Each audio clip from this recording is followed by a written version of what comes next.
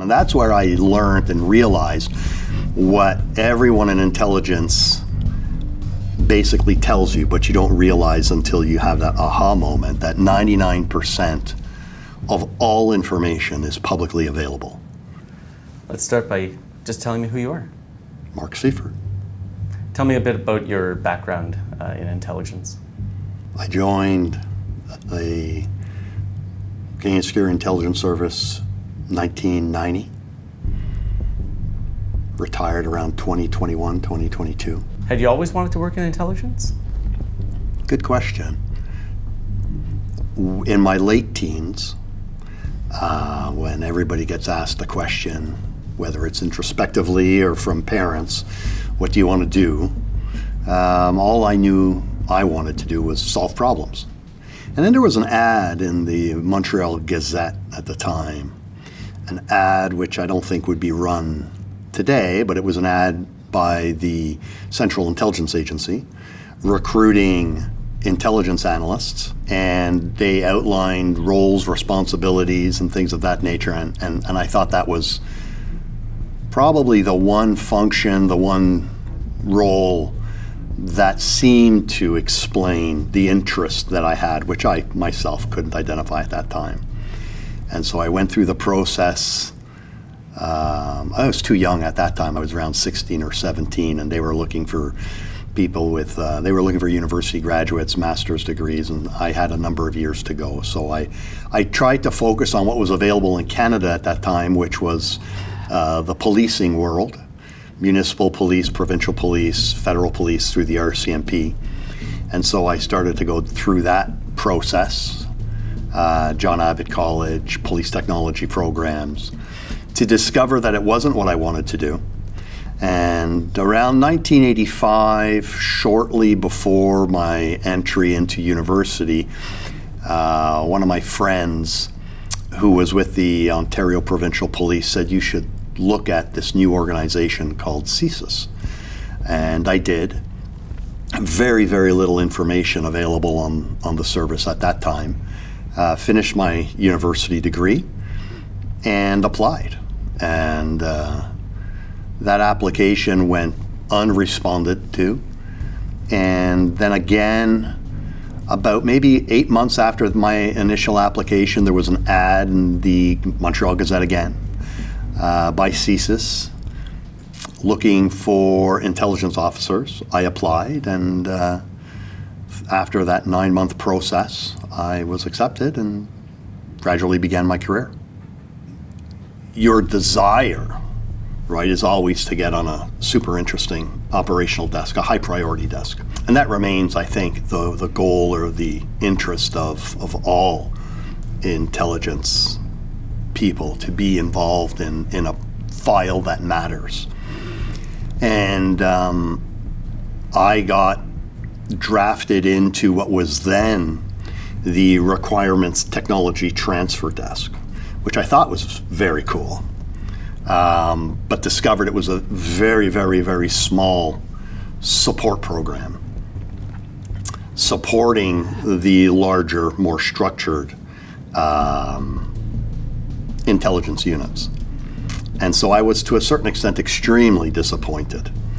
And I don't think I shone through in any particular way. I had, shortly after I joined, an extremely competent mentor. And like any profession, if you're able to be pooled with a mentor, someone who is competent, someone who understands the organization, someone who still has drive, you're going to learn an awful lot. And so I was extremely fortunate throughout my career to have been exposed to individuals like that. So while I wasn't on let's call it a tier 1 unit, I got to interact with a lot of tier 1 units. And what I began to understand was, you're going to make it what it is, right? It's always up to you. So you could be on a tier 1 program, but you don't pull your weight. Conversely, you could be in a tier 2 or tier 3 program, but you dig, you go the extra mile, like in any profession, in any function. So I began to focus a lot of my efforts on what was available to me at that time.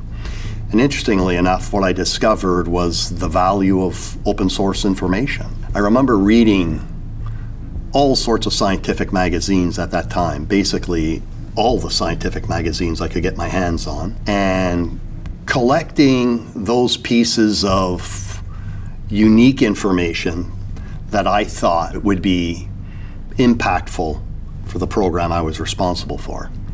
And that was really pretty much the illegal acquisition of science and technology by foreign states.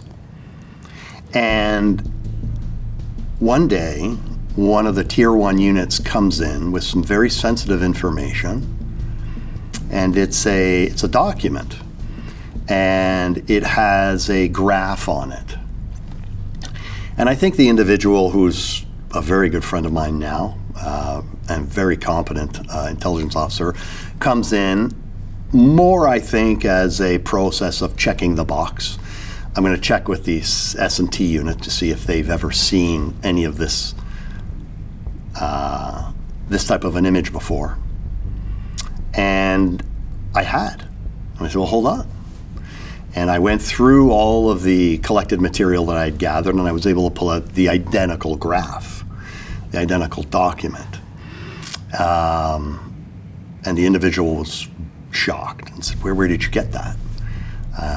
And we were able to pull up the open information that it came from. And that's where I learned and realized what everyone in intelligence basically tells you, but you don't realize until you have that aha moment, that 99% of all information is publicly available.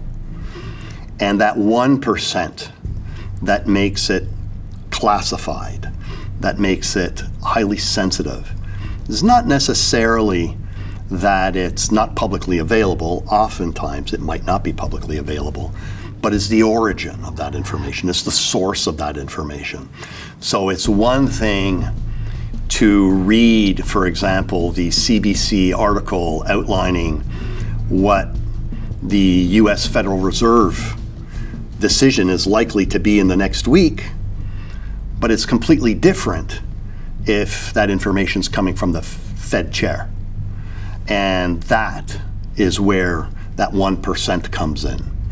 And so the ability to validate that 1% with that other 99% is where you're able to make the distinction between good analysis and average analysis.